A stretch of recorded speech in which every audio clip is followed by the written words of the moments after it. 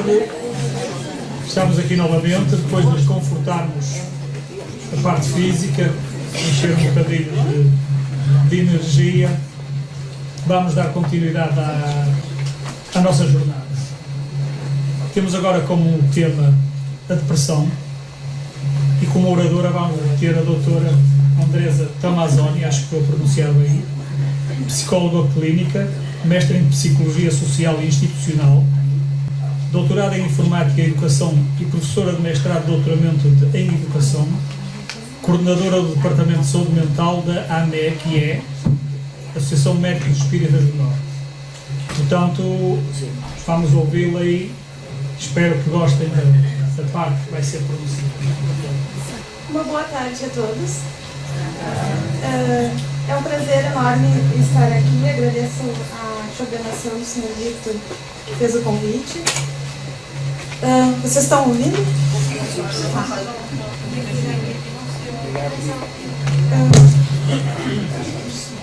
Então, meu tema é depressão, a visão espírita. E depressão, de alguma forma, já foi falado anteriormente pela doutora Inês, e são temas que vão se interligando, né? E como esse assunto é importante, porque se a gente fizesse uma análise dentro do panorama da psicologia e da psiquiatria, talvez seja um dos maiores maus do século hoje em dia. Então, eu só gostaria de iniciar com a questão do quanto vamos diferenciar no primeiro momento que tristeza é algo que nós vamos sentir em algum momento da vida e é natural estarmos tristes. Nem sempre estaremos todos alegres e radiantes. Mas aqui, no caso, a depressão se refere a um quadro clínico, né? E um quadro patológico nesse sentido. Ele é um problema onde bastantes pessoas apresentam, né?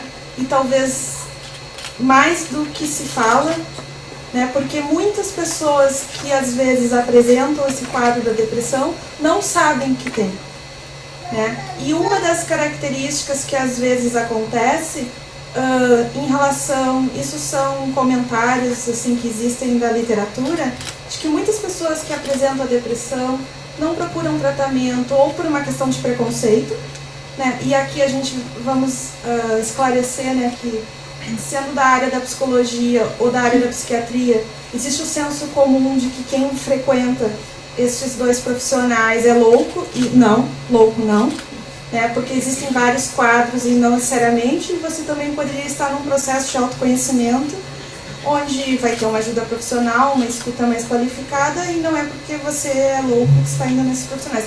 Então, muitas pessoas ainda têm o preconceito de procurar ajuda e não fazem os tratamentos adequados, e outras consideram que a sua tristeza é algo passageiro, né, e que não é tão grave, e no caso seria grave, né. E uma pergunta interessante que a gente tem que se fazer é qual a dimensão deste ser que está adoecido. Óbvio que aqui eu estou falando da depressão, né, num sintoma psíquico, mas a minha pergunta, e a partir de um contexto espírita, é qual a dimensão que está adoecida. E que a gente poderia pensar, sim, é psíquico, é mente, ok, mas e qual é a causa por trás disso, né? Pode existir uma situação, problema, e é essa que a gente teria que investigar, né? E aqui eu trago um dado da Organização Mundial de Saúde, e isso é importante a gente ter uma clareza, porque a gente está partindo de uma ideia de saúde para além do fato de ausência de doença. Existem muitas formas de se abordar a dimensão da saúde, né? E olhar para o ser humano, né? Às vezes só de um ponto de vista material, de causa e efeito, mas sobre questões materiais, ou de uma forma mais ampla, né? E aqui é a nossa intenção, né? De que saúde não é o fato de você não estar doente. Saúde se refere a uma série de outras características que tem a ver com qualidade de vida também, né? E, por último, ressaltando, e isso depois vai voltar na minha fala, a importância da intervenção interdisciplinar. Porque, assim como nós partimos de uma ideia que nós somos seres humanos e a nossa dimensão é complexa, às vezes quando a gente está doente, nós precisamos ir em vários profissionais ou em vários tipos de tratamento para que isso se articule em rede de uma forma interdisciplinar. Às vezes não é ir só em um lugar, mas em muitos, mas no sentido dessa articulação. Então, por isso a importância do tratamento interdisciplinar. Aqui eu trago rapidamente o que seria a depressão. Aqui existe a classificação internacional de doenças mentais, que é o CID-10, né? E aqui são pequenos trechos, né? que tem a ver com perda de interesse, por exemplo, pelas coisas, energia reduzida, né? Atividade diminuída, enfim, concentração e atenção reduzidas, autoestima, autoconfiança, tudo reduzidos, ideias de culpa e inutilidade, enfim, ideias pessimistas, né? Pode levar ao suicídio, que daí é uma outra correlação bem grave, enfim, né? E se coloca, mas o que eu quero salientar aqui, existe também, dentro da área da psicologia e da psiquiatria, o DSM, que é o Manual Diagnóstico Estatístico de Transtornos Mentais. É a partir dele que existe toda uma catalogação dos distúrbios psíquicos, a depressão está lá dentro, né? E só para citar para vocês, existem, a partir desse manual, 8 tipos de depressões, ou seja, apesar da gente falar de forma generalizada a depressão, mas teria que, e eu não vou entrar nessa palestra, nessas especificações, existem muitos tipos e a gente tem que fazer todo um estudo investigativo para tentar compreender quais são os sintomas que estão atrelados ali, qual o tempo e duração, qual seria a possível causa, enfim, e fazer os diagnósticos diferenciais. Né? Só para citar assim, de uma forma mais ampla, tem o transtorno depressivo maior, que talvez seja esse que a gente associa quando a gente fala em depressão, depois tem a distimia, enfim, tem depressão por questões medicamentosas e tem também depressão por questões que não são especificadas, ou seja, não tem causa aparente. Para mostrar a complexidade que é ter esse diagnóstico, saber exatamente qual é o que você tem e quais são as relações que estão ali em causa. Aqui eu coloco como causas da depressão, mas isso não foi baseado nesses manuais, né, que é o que a gente usa. Eu fiz aqui de uma forma mais simplista e didática. Ela não abarca tudo, porque a gente não poderia reduzir a depressão a essas 4 causas, mas é só uma tentativa de organização do pensamento para tentar, né, de alguma forma, avançar. Então, a gente poderia tentar entender ela a partir de um fundo orgânico, e no fundo a depressão, ela se refere à questão da deficiência de neurotransmissores, como já foi falado também, ou seja, o nosso cérebro ele é eletroquímico e os neurônios precisam se comunicar, quem faz essa função são os neurotransmissores, há uma baixa desses neurotransmissores e justamente os remédios antidepressivos vão atuar nessa reposição. Essa é a grande função deles. Depois nós poderíamos dizer as questões psicológicas, né, incapacidade de lidar com os problemas, enfim, uma fragilidade emocional, mas não que, por exemplo, a fronteira entre o psicológico e o social aqui é uma fronteira muito tênue, né, porque aqui eu teria um motivo, entre aspas, um desemprego, um preconceito, problemas familiares, etc. Ou seja, essas coisas elas se misturam. E aqui eu trago a questão de um ponto de vista espiritual, que poderia estar também relacionado, que seria a questão da obsessão ou da auto-obsessão, que também em muitos casos é presente. E daí aqui a gente pode fazer uma pergunta, né, em relação às questões próprias orgânicas. Ok, a gente sabe que são deficiências de neurotransmissores, né, mas a questão é, se a gente partir mesmo desse ponto de vista, seja biológico ou genético, nada impede que as outras questões também estejam relacionadas. Né? Então, esses fatores, eles se misturam. E, por exemplo, aqui poderia estar muito bem relacionado, eu até posso, biologicamente, estar com essa baixa de neurotransmissores, mas eu ter, no meu histórico de vida, e quando eu estou falando histórico de vida, seja essa vida presente ou vida passada de outra reencarnação, toda uma situação, um problema, que que na qual está se refletindo hoje, biologicamente, dessa forma, como essa doença. Então aí está a grande questão, quando a gente vai tentar ver a causa, daí remete para aquela pergunta inicial que eu fiz: que dimensão desse ser está doente? Que questões estão envolvidas na minha depressão que talvez não seja igual à da depressão da pessoa do meu lado? Ou seja, então a gente teria que tentar investigar isso.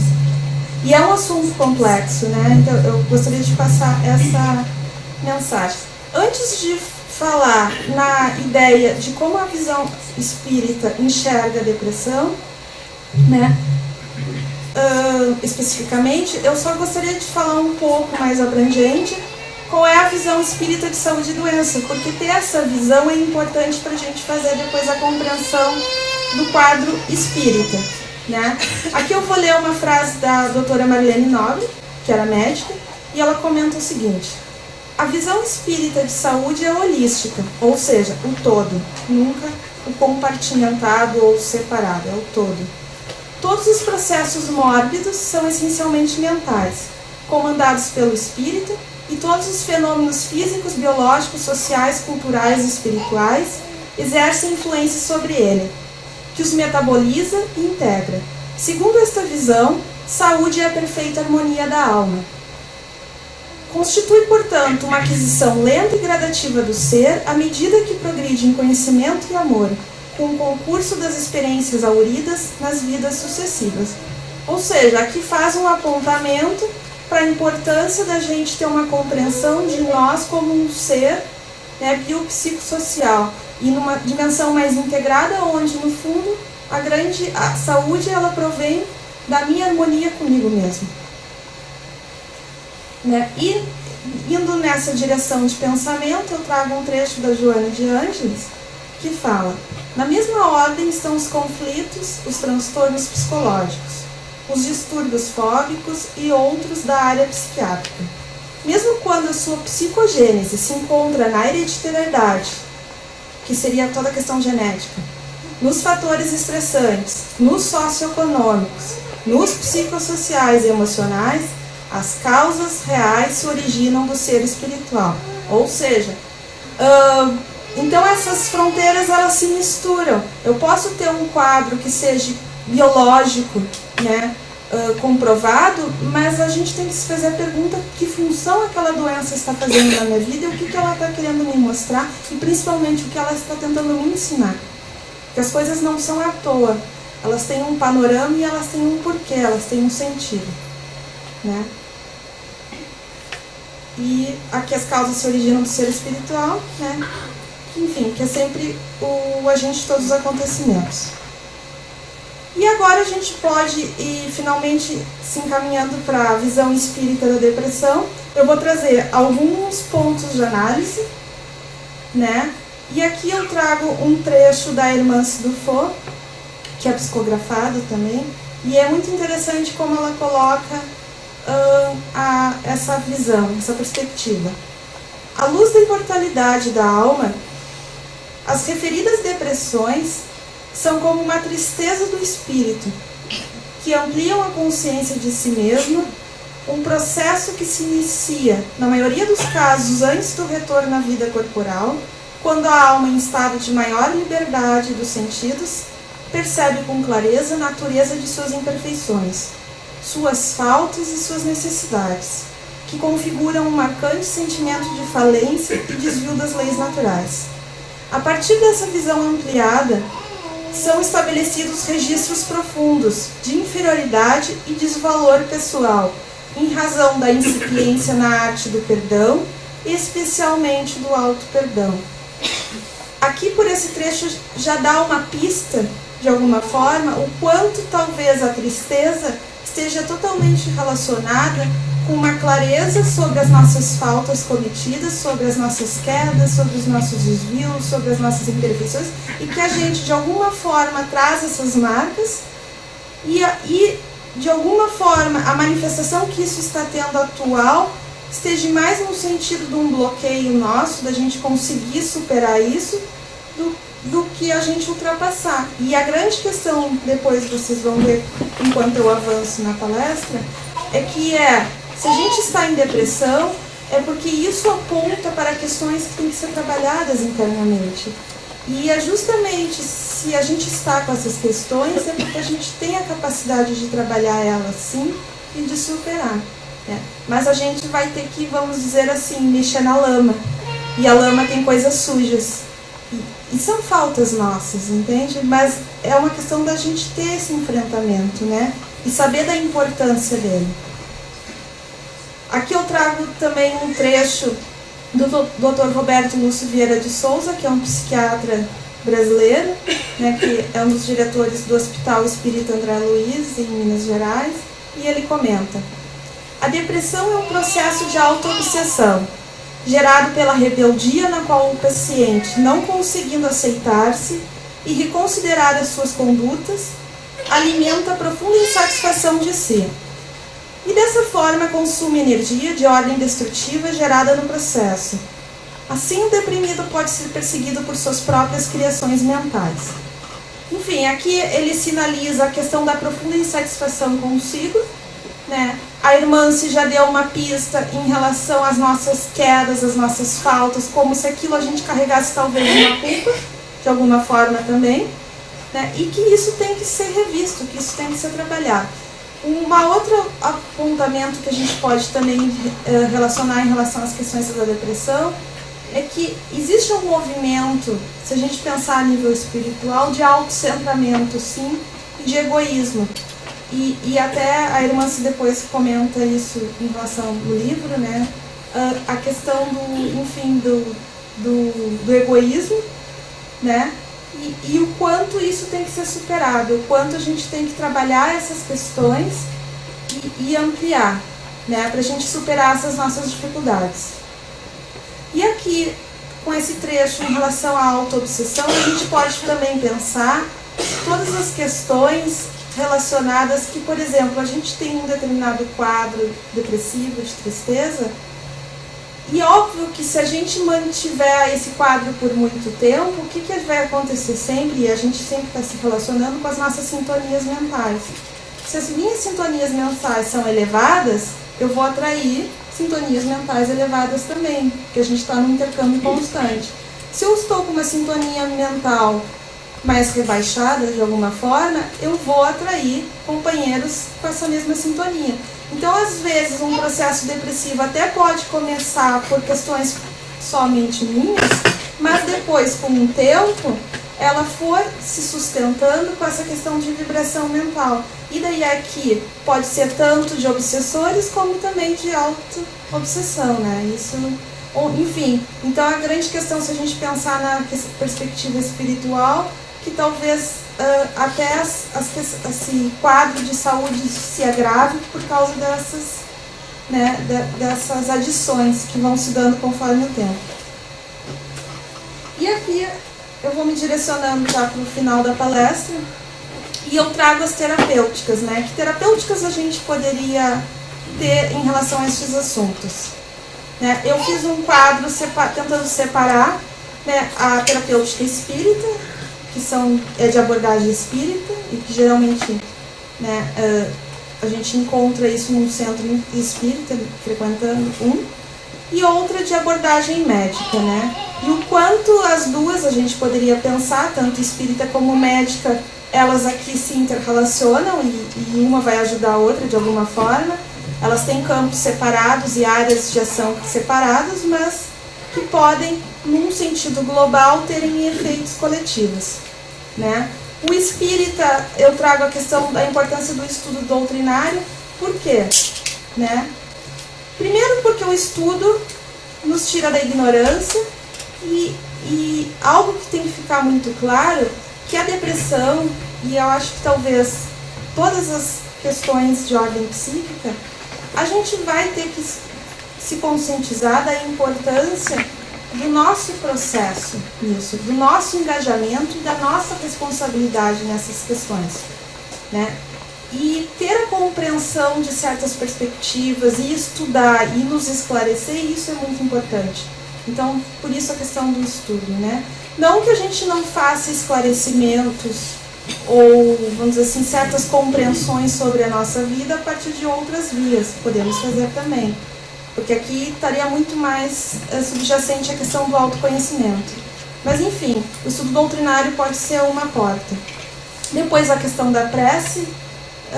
Não vou me alongar falando sobre a importância da oração, mas a oração ela tem um poder tanto feita por nós, que seria o melhor, mas se alguém reza por nós, isso também tem um efeito, né? Depois a questão da fluidoterapia, que entraria toda a questão do tratamento dos passes, enfim, da água fluidificada, que também vai ter um efeito benéfico. A questão dos atendimentos mediúnicos, e aqui se a gente pegar a questão da perspectiva espiritual, se tiver toda uma problemática de obsessão, que ali seria o espaço onde isso vai tentar ser trabalhado de alguma forma, sabendo que quando a gente tem uma relação obsessiva, a questão toda é um apaziguamento, né, da gente harmonizar essas relações, não tem a ver com uma ideia de eliminar, mas sim vamos apaziguar e vamos, né, enfim, harmonizar.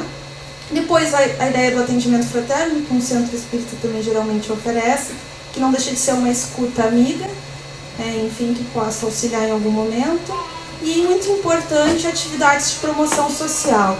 E aqui não relacionada somente a uma perspectiva espírita, porque aqui, no fundo, o que eu quero colocar é a gente se colocar em prol a ajudar o outro. Porque, às vezes, quando a pessoa está muito deprimida, justamente porque foi falado que ela possui um autocentramento muito grande, ela não consegue perceber e nem ter a noção do tamanho da dor dela. Mas, às vezes, a gente acha que a nossa dor é a maior, mas olha para o lado e a dor do outro é maior. Que o outro tem muito mais motivos do que nós. E, às vezes, o fato de eu olhar para o lado e ajudar o outro, e aqui ajudar, eu não estou falando necessariamente a nível material, porque a gente pode ajudar de muitas formas, a gente pode fazer um trabalho voluntário, a gente pode ajudar com uma palavra amiga, enfim.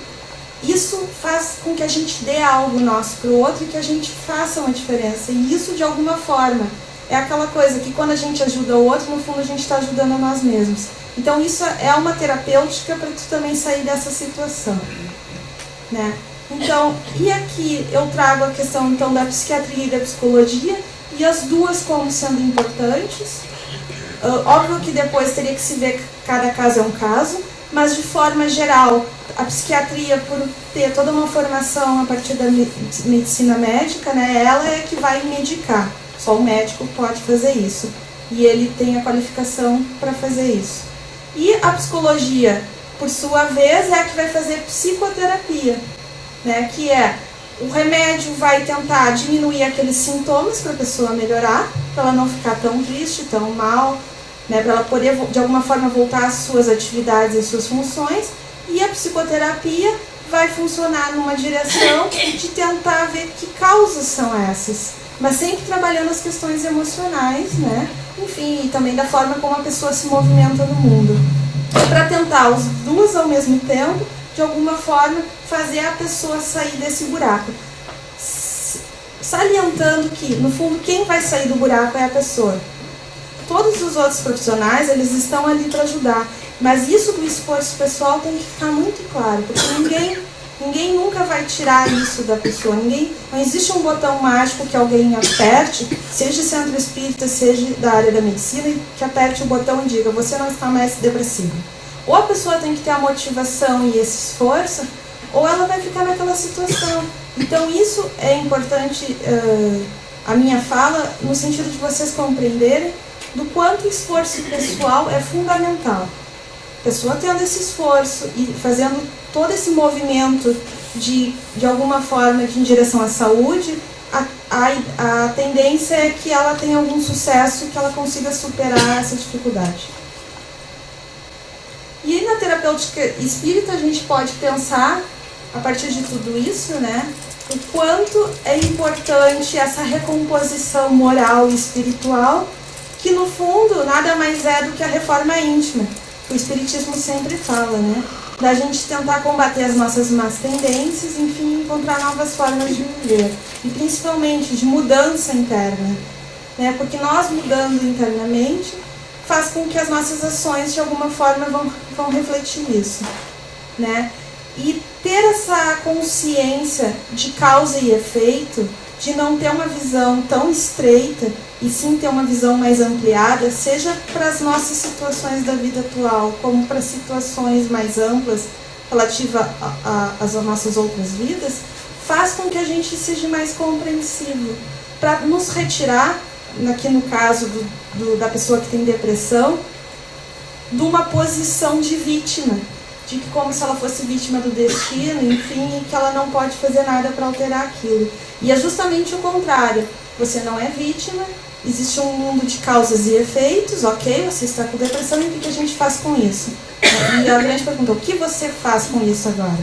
Né? Então, para pegar essa força da pessoa e direcionar para essa questão de superação.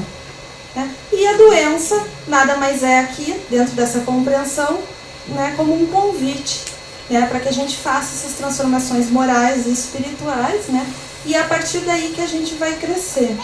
E a gente tem que entender a depressão, apesar de todo o quadro negativo que ela possui nela própria, como um convite a essa transformação, que ela é isso. E aqui eu vou finalizando, né, com uma terapêutica evangélica da depressão, com alguns pontos que se encontram no livro Depressão e Mediunidade, e eles listam, né, a importância da racionalização, que aqui no fundo é a gente pensar e racionalizar sobre as nossas situações, as nossas vidas, né, enfim, ter essa fé raciocinada, né, e nos tornarmos mais ativos, não tão passíveis, né, não sou assim porque Deus quer, enfim, e tentar pensar quais são as causas disso. Né? Assim como a gente sabe que chove ali fora, existe uma explicação física por que chove. Né? Então, as coisas têm uma explicação, a gente tem que ir atrás delas. A questão do perdão é muito importante, tanto o perdão a si mesmo como o perdão ao seu semelhante, né? E isso é fundamental, e que a gente vai ter que aprender a cultivar, e no caso a pessoa com depressão também. A questão de não se desesperar, e aqui tem a ver com a paciência, porque tudo tem seu tempo e a sua hora, né? As coisas não são na hora que a gente quer e do jeito que a gente quer, e o antidepressivo não. A pessoa depressiva tem muito disso. Ela tem uma característica de que as coisas têm que ser do jeito que ela quer. E como as coisas não são, e não são para ela, nem para ninguém, nem para mim, ela não consegue lidar muito bem com isso, e isso pode vir a levar a uma depressão. Por isso as ideias de autocentramento, enfim, né, que já foram ditas antes. Aqui, busque e veja Deus, então a questão da importância da conexão com Deus, que é o nosso Criador, e que no fundo é uma elevação de pensamento e de sintonia, né, e aqui a questão do pensamento positivo, enfim. Depois, ocupar o tempo com coisas novas e incorporar hábitos novos à sua vida. E aqui tem uma frase muito importante que se diz assim, que não há depressão que aguente uma mente ocupada e mãos que ajudem. E se a gente de repente tivesse essa mini receita para algumas pessoas que têm depressão, é como se fosse uma tentativa da pessoa sair daquela, enfim, daquela imagem que ela possui, ou daquela situação que ela possui estagnada. A pessoa tem que se colocar em atividade, ela tem que começar a se mexer. Seja se mexer a nível de ação, como se mexer a nível mental, para essa questão de mudança e enfrentamento de si. Né? Então aqui são dicas, né? Fazer novas amizades, porque as novas amizades de alguma forma nos colocam em relação com outras pessoas, com outros conhecimentos, né? E nos adicionam sensações novas, vamos pensar assim. Realizar coisas novas também, aprender coisas novas também, são coisas que nos estimulam para a gente não ficar preso a um hábito ou uma rotina que só nos estagna, né? E, de novo, por finalizando, a importância da oração, né? Como a oração é algo que nos conforta e, de alguma forma, é como se fosse um bálsamo. E, por fim, né, eu finalizo com uma frase de Joana, né, colocando o quanto a saúde é, portanto, então, um estado ideal do espírito que se descobriu a si mesmo e se identifica com o cosmos, nele inserido em clima de harmonia. E isso é fundamental, Independente aqui da gente estar falando, no caso, que era depressão, que é um quadro específico, mas o quanto a gente tem que buscar harmonia na nossa relação, né? Das nossas vidas, enfim, né? E o médico das almas que está aqui foi um que de alguma forma deu essa receita, né? Basta a gente aplicar. É isso, gostaria de agradecer. E aqui eu coloco as referências que eu utilizei. Seria isso. Obrigada.